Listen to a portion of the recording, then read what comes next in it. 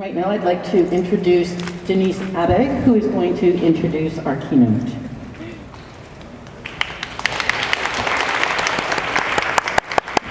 Hello, everyone. Thanks for joining us.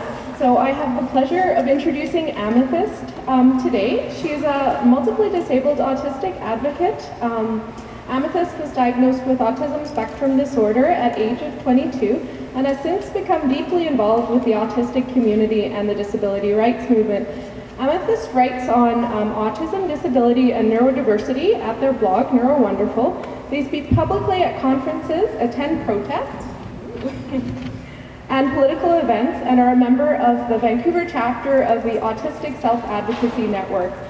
Amythest also writes and produces the YouTube series Ask an Autistic, which has reached hundreds of thousands of people.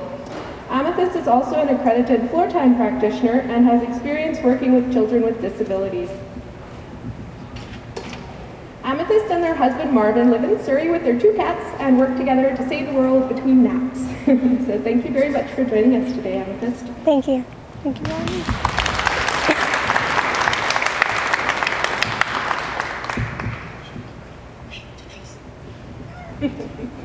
Thank you. Thank you for the introduction. Hello, friends, allies, and fellow autistic people. The tone of my piece will be a little different today, but I would like to start by sharing pieces of my story. In my earliest memory, I'm standing in a sunbeam. I move my hands so that the light scatters, becoming a golden glow, and I watch the dust particles float like little cosmos and galaxies. I am 3 years old when a daycare employee grabs my fluttering fingers and squeezes so tight that tears make the world go dark. I am 4 years old and I hide under the table when the clatter and chatter of Christmas dinner becomes too much and grinds against my skull. A relative grabs me with their grown-up hands and shakes me, and they hiss at me to sit in my seat and not move, that my bad behavior is ruining everything. I have to bite my tongue to keep from moving. I am 5 years old. I deliver all the lines along with my favorite film characters and sing at the top of my lungs, entire Disney scores by heart. I sing for my peers, but teacher says no singing outside of music class, so I recite my favorite scenes for them instead. No, teacher says, use your own words. People don't like to hear about movies. They can just watch them on their own. Are you dumb? Just use your own words. I am 6 years old. I love to read. I read everything I can get my hands on, devouring books many grade levels above mine, but I have no friends. My teachers don't understand me. My behavior is attributed to laziness, poor discipline, bad parenting. It doesn't occur to them to ask why I strike out, why I steal the other kids' lunches, why I bite and cry and hide under tables. They just take away the book and pull me across the floor and force my small body into the carpet. I am 7 years old. I have one friend. Her name is Julie. She sits beside me and watches the teacher lean over to still my happy flapping. Later, as we laugh together, she reaches over and stills my hands. My heart breaks. Just be happy like the other kids, she says. After our first sleepover, she tells me that I am too weird, and my family is too weird, and that her mother said I am not allowed to sleep over until I get better. I am 8 years old. I sit alone every lunch break and read books. Sometimes my classmates ask me if I want to play, but run further away every time I approach. I stop looking up when they laugh and call my name. The lunch monitor tells me it's the quiet kids who have violent thoughts, and that only disturbed people want to be alone. She makes an older student sit next to me. He punches me in the stomach when the lunch monitor turns her back. Anger replaces sadness, but it is myself I hurt in my anger. I am 9 years old when I realize that people don't like me. A teacher tells me that I don't know how to talk to people, but no one will tell me how to do it right. I offer up facts about animals, drawings of favorite scenes from movies, long educational monologues on ancient Egypt. One day an adult snaps, turning at me with sharp words. Shut up, they say, just shut up, no one cares. You are so annoying. I begin cutting myself off mid-sentence and apologizing for my passion. I feel the fight start to drain out of me. I'm 10 years old when I realize what people think of me. My peers call me special in the bad way. Short bus, speddy.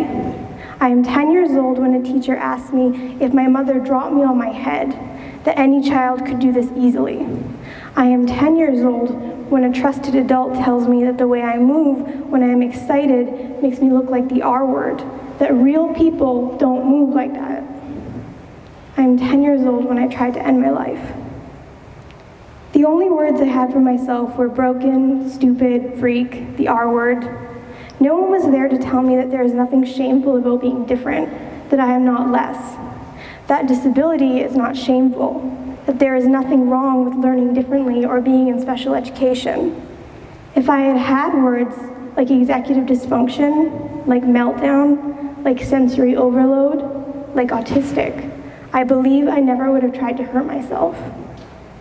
It would be another long, dark 10 years before I discovered the autistic community. When I finally learned this truth about myself, that I am not a broken neurotypical person, but that I am a whole autistic person, my world was more than changed. It was a whole new world, and it was populated by people like me. Now I'm closing in on 25 years, and I'm still working on accepting my disabled, chronically ill, autistic self. Now I wade back into the hate and the ignorance to spread understanding, trying to advocate for children who still have a chance and to lead autistic adults home. Advocacy is my life, and the message I try to spread is one of acceptance, inclusion, and neurodiversity. This is more difficult than it may sound because in many ways I am still that child. I am in the same situation as many autistic adults. I am unlearning self-hate and relearning how to be my true self. When it comes to celebrating autism, there are those who stand nearby, protesting, holding conditions, and waving caveats. Autism acceptance is all right, for some. Sure, we can celebrate autism, or a few specific socially acceptable ways that autism can present in certain people, in certain situations. Sure, we can celebrate autistic people's strengths, in as far as those strengths are potentially profitable to capitalism. Sure, love and inclusion may work for the quirky, high-functioning people, but real disability is too tragic, too messy, and too uncomfortable to ever be celebrated, maybe tolerated, never celebrated. You have to watch out for tolerance. It's not love or understanding that most of us learn for people who are different. It's tolerance. Not how to accept, but how to put up with. There is no love in tolerance. Tolerance is inequality. Tolerance says, who you are is different and wrong, but I, as the right majority, will conditionally allow your unpleasant existence to go on. Acceptance says, who you are is a valuable, precious human being who deserves the same rights, opportunities as anyone else. For many, the concept of autism acceptance is a stretch out of their bubble of privilege that they are not willing to make. The thought of accepting autistic people exactly where we are, as we are, disabled and human, challenges and joys alike, is too much. They are too deeply entrenched in the culture of Kier and its panic-perpetuating tragedy rhetoric. To these people who try in vain to separate the person from the neurotype, to cut out the autism, to mold a non-autistic child from an autistic one, the idea of accepting autistic people as we are is outlandish to them. To these people then, to celebrate autistic people and even autism as a neurotype is disturbing. The Mexican poet, educator, and human rights activist Cesar A. Cruz said that art should comfort the disturbed and disturb the comfortable. Well, the autistic community is uncomfortable, and more than that, we're in pain. And the comfortable have all the power in the world. Our resistance is small but mighty, made up of thousands of little lights, each flame carried by an autistic person and protected by our allies. It's for that reason that I choose to be art, and why, when I was asked to speak on the celebration of autism, I jumped at the chance to comfort and disturb. It was only after I accepted the honor of speaking here today that I realized I wasn't sure how to talk about celebrating autism. I had to decide first what celebration means. I had to think about what it meant to go beyond accepting and to reach celebration. Celebration of autism is something so powerful and so subversive. It makes people uncomfortable. It forces people to reconsider what they think they know and to question what the experts are saying, to look to the voices that should be elevated above all others, the voices of actual autistic people. The celebration of autism transcends the shadows of ableism and the silence of tolerance. Celebration pulls person-first autistic experience and joy into the limelight. The celebration of autism is the most powerful tool we have to hold back the dark of indignity and to spread our message. In a world dark with pity, fear, and hatred for people with disabilities, celebration gets people's attention. Celebration is radical.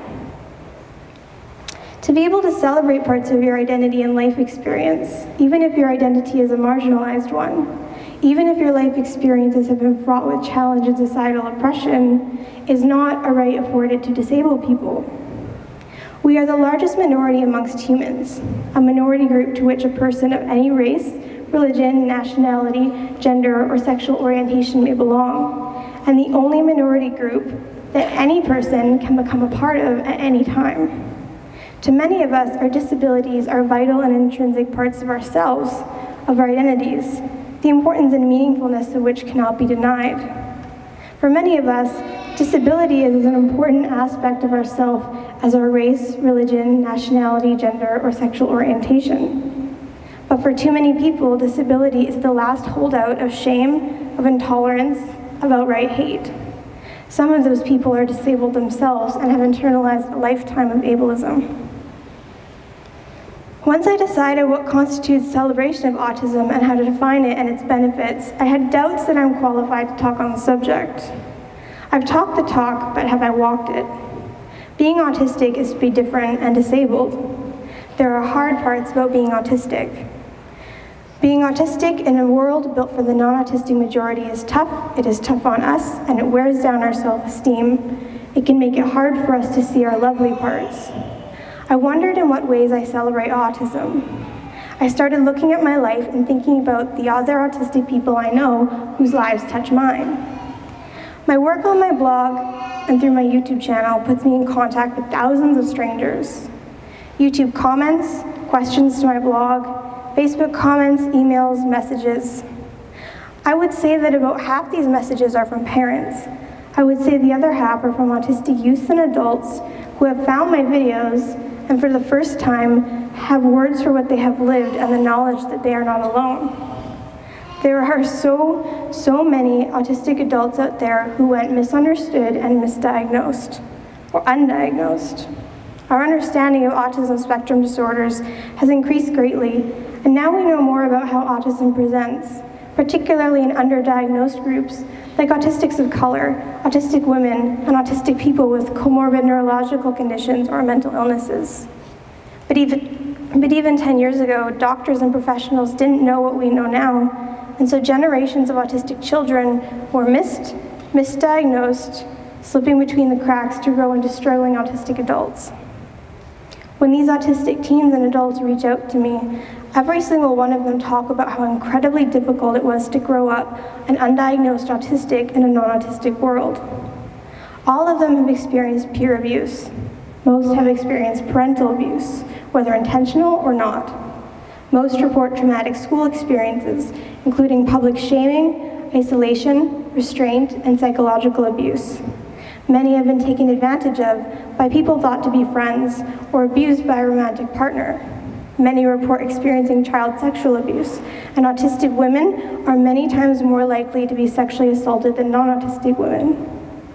All of them talk of the deep pain of growing up without insight or explanation into their neurotype or in their impairments. The only available conclusion to a disabled child being, I am bad, I am broken, there is something wrong with me and it is my fault.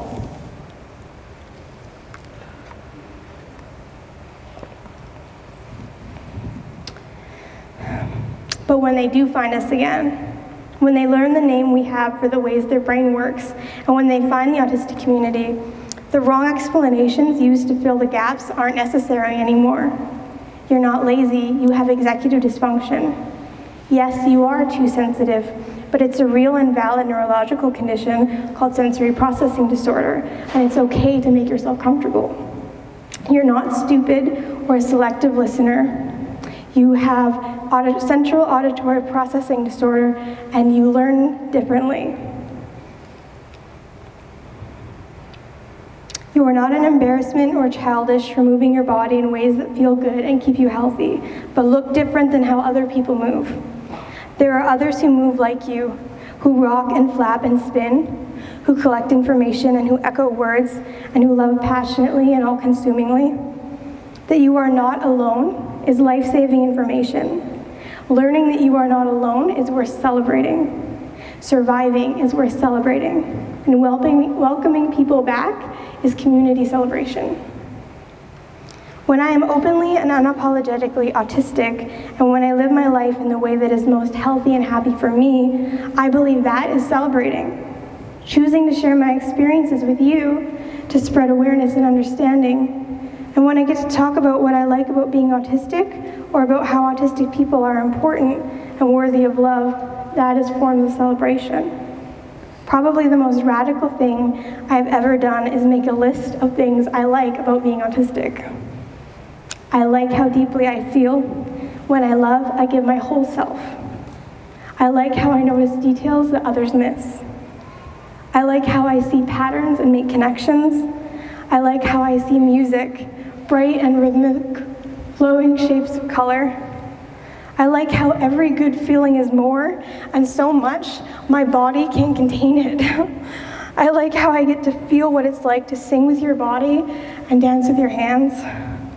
I like when the world shrinks down to my special interest, and for a time, I can make sense of everything, and everything is good.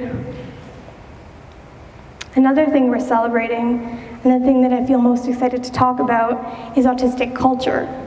It surprises people, but autistic culture exists. Autistic community exists. That second one may seem like an oxymoron to people who are still lagging behind and thinking of autism as a strictly social impairment, as if autistic people are just like non-autistics, or we could be, were we not wrongly missing the social and empathy parts of humanity. We design and wear t-shirts that say things like, I love someone who is autistic, it's me, and neurodiversity is natural.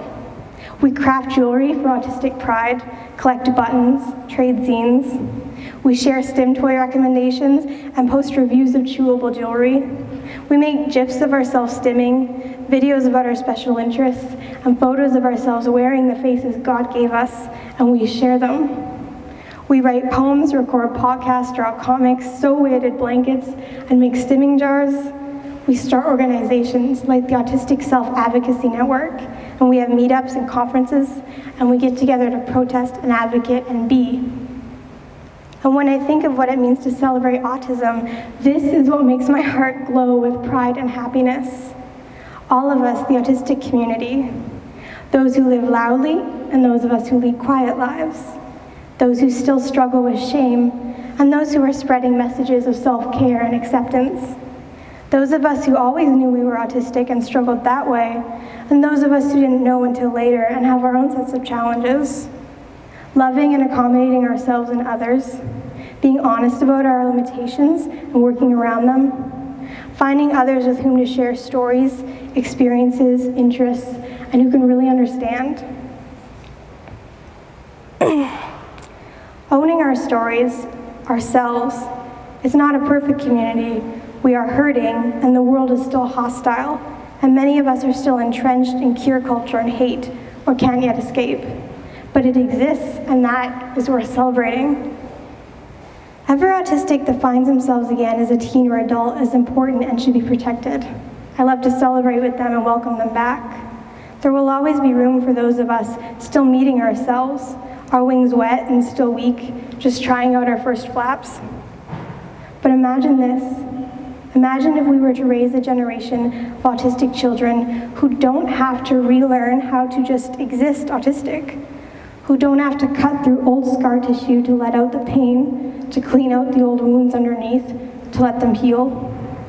Imagine if we could raise a generation of autistic children who never had to hide who they are, force themselves into something they're not, and only to burn out when the dam breaks and the strain of the act is finally too much. Who never have to hear the words epidemic, crisis, tragedy, burden, or mercy killing applied to them ever again. Whose humanity, whose personhood and competence is never compromised or in doubt, whose dignity and rights are respected. A generation of children who love and accept themselves and who can celebrate all the parts of themselves worth celebrating. To my fellow autistic people today, I encourage you to think of one thing about your autistic self that you can embrace and work towards celebrating that. To the loved ones of autistic people, I encourage you to look at the autistic person you love and see with eyes that can see the value, the potential, the joy.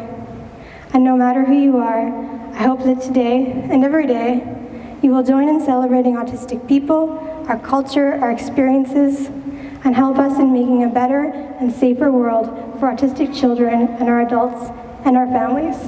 Thank you.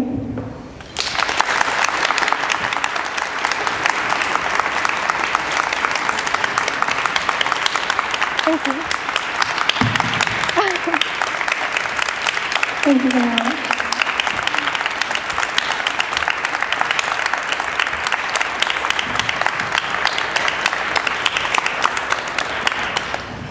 Amythest, thank you so much from the bottom of my heart and from us all for coming out and giving such a profoundly moving presentation, very touching. We have a little gift, a token of our thank you. Thank you so much. And Amythest,